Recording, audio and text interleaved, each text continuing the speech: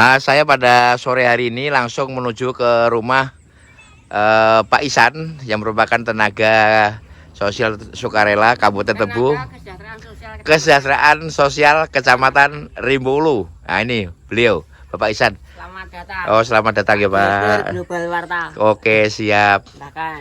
Ini sepertinya ekoenzim ini sudah menjiwai sampean Pak ya. Sudah. Ini sepertinya ada pertemuan-pertemuan kawan-kawan yang Tadi. Oh iya iya iya. Membuat ini, membuat ekoenzim bukan dari Bungo. Dari Bungo datang ya. Karena di Bungo itu tidak ada kawannya, akhirnya mau bergabung dengan komunitas yang ada di Tebu. Ini mumpung belum duduk, saya mau tanya-tanya sedikit ini Pak ya. Pak Isan, ini sehari ini kan ke Jalan Pandan yang ada di Desa Wana Arum ini ya. Wana Arum sekarang. Nama Bang Isan ini sudah luar biasa menggalakkan terkait ekoenzim, di mana mengolah sampah organik menjadi berkah ya Pak ya. Iya betul. Ini sampahnya itu sampah apa saja Pak?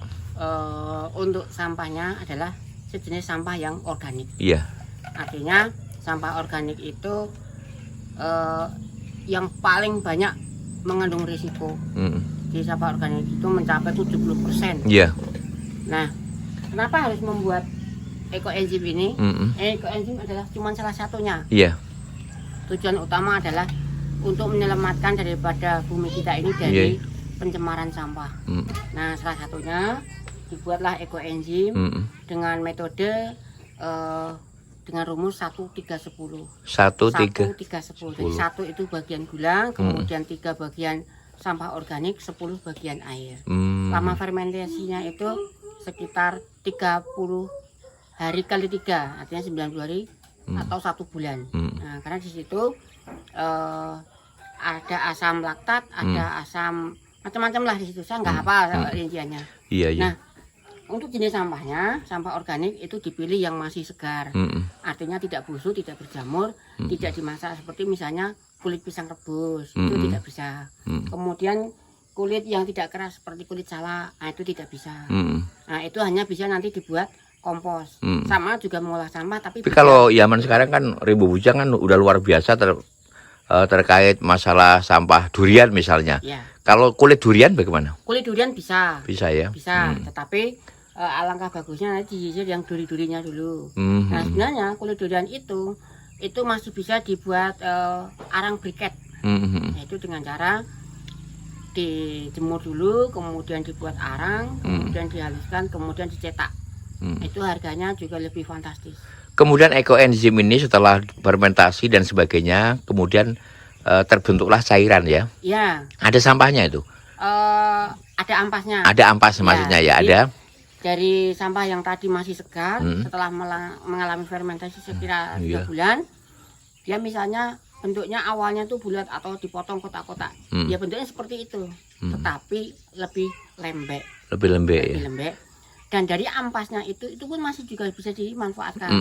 Seperti dinamakan dengan BEE, bantal ekoenzim. Bantal ekoenzim itu ampas tadi diperas, kemudian dihaluskan, masukkan dalam plastik yang kedap udara, bisa untuk bantalan. Tetapi itu untuk satu orang cukup 1 bantal. Oh, artinya, untuk bantal ya? Ya, tidak bisa seperti kita menggunakan sikat gigi lah. Sikat gigi 1 orang kan 1. Iya. Nah, misalnya kita sering, nih Pak Direktur ini kan sering di depan komputer mungkin pinggang-pinggang sini sering apa? Leher kaku. Nah, itu tempelkan aja. Terus nanti mata sering lelah, nanti pada saat baring tempelkan saja 1 jam. Lepas lagi, nanti mau digunakan. Dibungkusnya plastik itu ya? Dibungkus plastik supaya enggak pating delewer ya orang Jawa bilang. Kemudian setelah ampasnya sudah, maka ada udah disaring Pak tentunya ya. Itu berbentuk cairan yang namanya ekoenzim.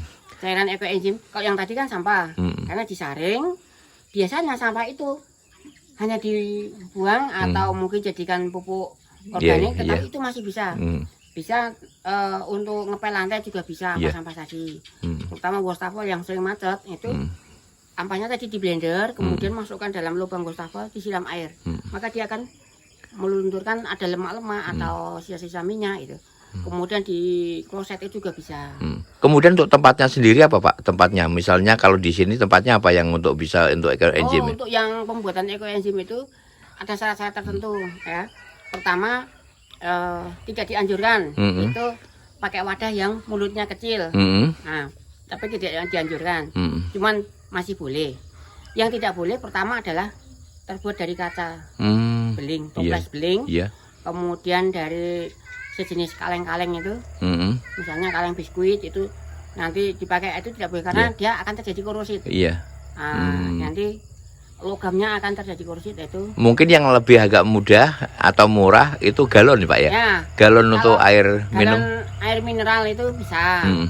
Yang sifatnya itu sudah tidak digunakan dan bisa kita daur ulang. Nah, istilahnya ada ember-ember cat itu lebih bagus. Oh, dari plastik ya. Cuman kalau yang ember yang tutupnya lebar, mulutnya lebar, itu harus sering dikontrol tutupnya, jangan sampai ada kebocoran.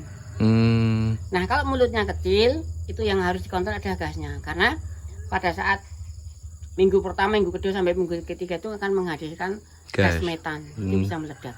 Nah, disitulah sampah yang terjadi ledakan tuh karena seperti itu, ada gas metan. Terakhir Pak, ya nanti bisa disambung yang lain. Manfaat daripada ekoenzim ini sendiri, kalau beberapa waktu yang lalu saya kan bisa untuk mengentalkan getah. Kemudian kalau kita ada luka untuk menghentikan darah, kemudian untuk mencuci alat-alat yang karat. Mungkin ada manfaat-manfaat yang lain, silahkan Pak sebutkan aja Pak. Untuk manfaat yang lain itu adalah pertama untuk tubuh kita, seperti sapi tadi kan, kita kena goresan, benda tajam, atau mungkin jerawat atau gatal itu bisa dioleskan. Juga bisa untuk rendam kaki, menghilangkan netralisir racun-racun di kaki, di tubuh kita. Kemudian untuk yang kebutuhan luar itu untuk cuci lantai, cuci baju, cuci wastafel dan sebagainya, seperti ngelap kaca juga. Seperti ya, berarti bisa untuk pengganti sabun, bisa, deterjen. Bisa. Cuman kalau ekoenzim murni digunakan, artinya belum dikasih apa-apa, itu tidak berbusa, tidak punya busa. Sebenarnya busa itu hanya sebagai pelengkap aja. Fungsinya bukan busa itu sebenarnya. Cuman kadang-kadang ibu-ibu itu kalau nggak berbusa nggak marem. Nah, itu. Kemudian untuk pupuk pertanian juga bagus. Nah, itu untuk pupuk pertanian tanaman lunak, misalnya dari ada cabai, ada tomat, ada kacang panjang, terong itu gunakan 1:1000. Artinya 1 liter ekoenzim 1000 liter air. Untuk tanaman keras 1:500. Nah, kemudian untuk membersihkan polusi udara, nah itu 1:400. Kemudian ada tumpukan sampah yang sering dilakukan kalau di Jambi itu di TPA Talang Gulo, sering disemprot menggunakan ekoenzim. Nah, saya sebenarnya ingin sekali mencoba untuk di belakang Nurul Jadid itu kan sering ada sampah yang bau itu. Saya ingin mencoba menyiram ke sana. Cuman karena kami stoknya masih terbatas, komoditasnya juga masih kecil, maka kami lagi bagaimana cara membuat stok itu supaya banyak dulu. Target kami adalah 100 liter stok ekoenzim yang bisa untuk kegiatan sosial. 100 liter ya target. Dan ini hari ini belum ya? Belum tercapai. Beda dengan stok pribadi. Jadi stok yang untuk komunitas itu berbeda dengan stok pribadi. Kalau stok pribadi kan dipakai di hari-harian, itu beda. Jadi ini sesuatu yang sangat luar biasa kalau kita lihat. Akan tetapi dengan usaha Pak Ihsan, kawan-kawan yang ada tergabung dalam ekoenzim ini sendiri, apakah ada keinginan terkait mungkin perawatan, kemudian wadah, dan bagaimana ada ingin kerjasama dengan pemerintah melalui dinas-dinasnya mungkin? Itu yang sebenarnya ingin saya sampaikan juga, yang sangat saya tunggu-tunggu. Itu untuk wadahnya, kemudian gula. Nah, gula itu karena memang harus ada gula. Nah, itu memang kami perlu ke sana. Cuman kami belum berhasil untuk menembus ke Dinas Lingkungan Hidup. Mungkin termasuk lokasi tanahnya. Lokasi tanah itu artinya harus ada tempat mungkin 1/4 hektar atau apa untuk tempat itu. Apakah nggak ada pencemaran ke lingkungan kalau kita di rumah kita sendiri? Tidak. Tidak ada ya. Selama tidak ada kebocoran maka itu tidak akan menimbulkan pencemaran lingkungan. Bau juga tidak Pak ya? Tidak akan bau. Kemudian artinya dinas yang berperan di sini, harapannya dinas apa Pak? Pertama Dinas Lingkungan Hidup, kemudian Dinas Kesehatan, karena ini akan merambah ke kesehatan. Kemudian untuk bisa ke Dinas Sosial, di situ kan ada Tagana, BPBD, karena cairan ekoenzim itu sangat berperan di lingkungan kebencanaan.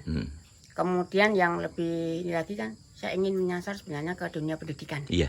Dinas pendidikan dari TK itu perlu diajarkan bagaimana kita mengolah sampah, terutama sampah rumah tangga dulu, dari yang hal-hal yang terkecil, kemudian bisa merambah ke lingkungan dan khususnya bisa sampai ke Kabupaten Tebo ini tidak terjadi lagi sampah yang begitu eksotis. Iya. Kemudian lagi, artinya ada keinginan Pak Ihsan sendiri setelah nanti prosesnya ke dinas, kemudian akan ada kerjasama dengan sekolah. Jangan lupa Pak, tentunya lebih bagus yang mungkin ada dananya, kemudian punya masanya, itu adalah desa-desa ya. Ya. Melalui PKK-nya atau melalui di Pokja 2. Di situ karena ada dana desa itu kan, dipergunakan kan berbagai hal, termasuk di PKK. Seperti itu. Karena bersih-bersih itu kan lebih cenderung ke ibu-ibu. Nah, tetapi ya karena mungkin keterbatasan saya ya. Belum. Artinya kalau ini masyarakat sudah mengerti semuanya, kemudian yang mungkin ada di tempat lain yang bisa untuk contoh Pak. Artinya setelah kita buat, tentu ujungnya, endingnya adalah untuk peningkatan ekonomi keluarga. Ada arah ke sana? Ini ekoenzim ke depannya ini akan supaya bisa menjadi UMKM. Iya. Karena ekoenzim sendiri masih ekoenzim murni namanya F1 itu belum boleh diperjualbelikan secara bebas. Artinya itu kan masih berupa cairan sampah ya. Nah, kesannya masih sampah. Jadi kalau mau diperjualbelikan itu jadikan produk turunan. Oh, jadi disajikan udah bahan baku namanya, baru bahan bakunya. Baru bahan dasar gitu. Jadikan sabun cair, sabun padat, kemudian produk-produk yang lain, jadikan pupuk organik. Tetapi di situ kan masih perlu formula-formula tambahan. Minimal nanti dijadikan F2. F2 itu formulasi 2, fermentasi 2. Setelah menjadi ekoenzim sesuai dengan yang jadi, itu setiap 100 gram itu di 100 gram ekoenzim murni ditambah dengan 10 sampai 20 gram bahan aromatik misalnya. Senangnya dengan aroma jeruk gitu kan. Nah, nanti ditambahi dengan kulit jeruk yang segar, difermentasi lagi 1 bulan. Kalau senang dengan daun pandan, bau pandan, berarti 100 gram ekoenzim ditambah 10 sampai 20 gram daun pandan, fermentasi lagi 1 bulan.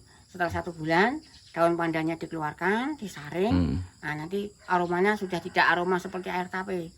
Kalau yang paham itu, wah ini baunya kok kayak gini ya, tua ya, bau tua gitu, rata-rata baunya seperti tua. Jadi gini, artinya untuk misalnya sudah jadi dan pelatihan-pelatihan ke keluarga dan semuanya, kalau ujungnya memang ada ke arah perdagangan atau bisa diperjualbelikan atau UMKM, nanti kan tentu ada dinas-dinas seperti dinas perdagangan yang perlu ada pameran ini, dan tentunya itu harapannya tentu ada peran daripada pemerintah ya Pak Ihsan ya? Oh iya betul. Jadi memang untuk bisa menembus ke dunia perdagangan itu akan diperlukan salah satunya adalah surat izin usaha, kemudian izin perdagangan, tentang BPOM-nya, kesehatannya, dan sebagainya, kemudian menembus tentang kehalalannya juga. Nah itu memang pesan dari beliau, penemunya adalah Dr. Rosukon, beliau dari Thailand, kemudian ilmu beliau ditransfer ke Dr. John Un yang kemarin saya bisa mengikuti workshopnya di Jambi.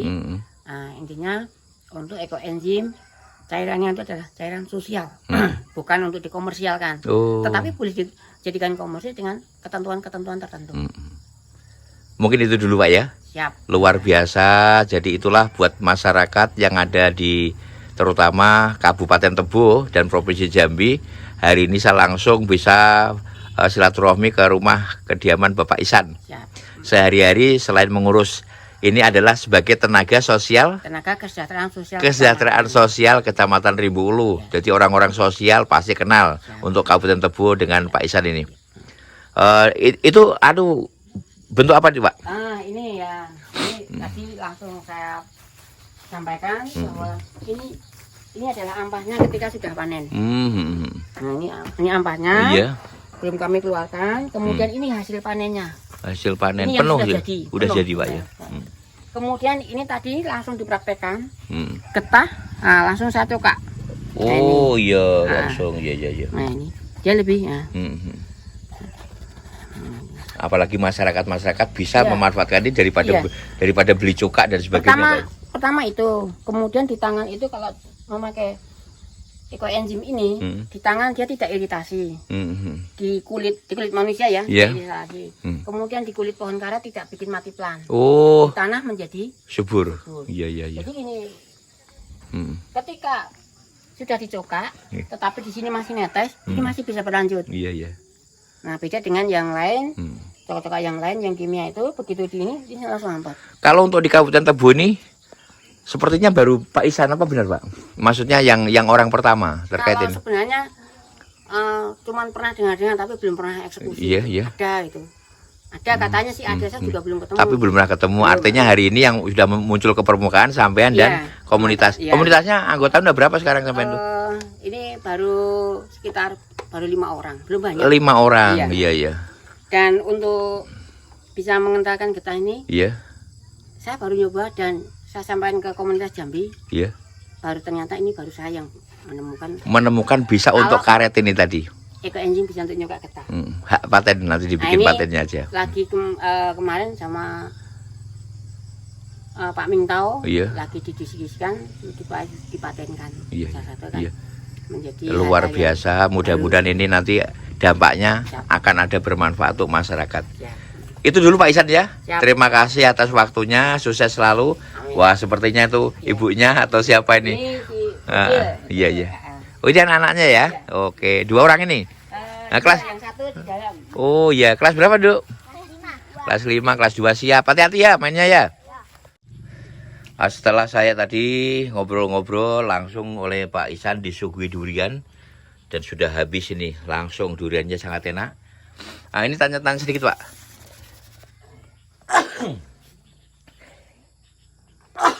Ini maaf. Ini air yang sudah jadi, Pak. Ini ekoenzim yang sudah jadi. Iya. Warnanya lebih jernih. Ini larutan gulanya saya menggunakan air gula asli. Iya. Air tebu asli maksudnya. Jadi beli di penjual es tebu. Iya. Kemudian saya proses untuk membuat ekoenzim. Iya. Ini sudah jadi. Kalau ini adalah molase atau tetes tebu. Iya. Ini juga bisa digunakan untuk membuat ekoenzim. Iya. Selain gula merah, yang penting jangan gula pasir. Nah, gula merah itu sendiri ada gula tebu, gula lontar, gula kelapa, gula nira, aren juga bisa. Kemudian yang ini? Nah, ini yang sudah proses mulai ini sudah ditutup rapat. Iya. Kalau sudah di atas 2 minggu itu ditutup rapat supaya proses fermentasinya berjalan. Iya. Sudah tidak membuang gas lagi. Kemudian ini baru yang kemarin tanggal 30 buat. Jadi boleh dibilang tiap minggu saya akan buat. Iya. Ini nanti panennya pada saat Hari Peringatan Sampah Nasional. Iya. 21 Februari, ini pas HPSN. Iya. Hari Sampah Nasional. Hari Peringatan Sampah Nasional. Nah, ini yang sudah siap digunakan bisa untuk nyokak atau apa. Ini kalau sudah lama nanti akan bening. Campurannya Pak, campurannya kalau gunakan apa itu langsung seperti itu atau dicampur air lagi? Dicampur air lebih bagus supaya encer gitu kan. Untuk menggunakannya itu 1:2 saja dulu. 1:2. 1:2. Nah, kalau musim hujan saya mendekati gini saya pakai murni aja karena kadar airnya kan tinggi. Jadi saya tidak tambah air. Khususnya untuk nyokak getah. Oke. Saya hanya bisa ngucapin selamat untuk Pak Isan, luar biasa. Semuanya dilakukan untuk masyarakat. Artinya untuk karet, mudah-mudahan bisa nanti sampai ke hak paten Pak ya. Betul. Karena luar biasa ini. Ini akan berdampak luar biasa. Artinya yang tadinya masyarakat harus menggunakan TSP, cuka, yang mungkin sangat berbahaya. Banyak orang kejadian-kejadian yang akhirnya tangannya terkelupas karena lupa mencampur dan sebagainya. Hari ini cukup menggunakan ekoenzim. Itu saja Pak Isan, terima kasih Pak. Wah, ini saya masuk ini. Iya, siap. Ini piagam saya memberikan materi di Pengadilan Tinggi Tebu. Iya, Pengadilan Negeri Pak. Pengadilan Tinggi. Iya. Ketika Dharma wanitanya itu ada pertemuan di Jambi. Iya. Nah, ini waktu saya dengan Bu Menteri Sosial Jakarta. yang jadi pilar-pilar Iya. sosial.